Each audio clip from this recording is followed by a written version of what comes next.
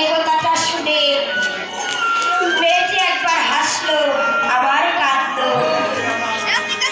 লালা বলছে, মেয়ে তুমি হাসলেই বা কেন, আর কাঁদলেই বা কেন? মেয়েটি বলছে, বাবু আমি কেন হেসেছি জানো?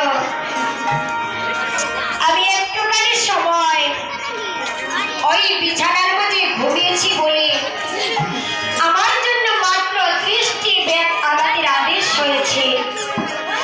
আর যে ব্যক্তি সারাটা জীবন ওই সোনার পালঙ্কে ঘুমিয়েছে, আমার গোবিন্দ তার জন্য কত ব্যাগ জমা করে রেখেছে। লালা বললেন, ঠিক বলেছিস মা, আমার গোবিন্দ আমার জন্য যে কত ব্যাগ জমা করে রেখেছে তার তো তুমি হিসাবে নেই রে মা।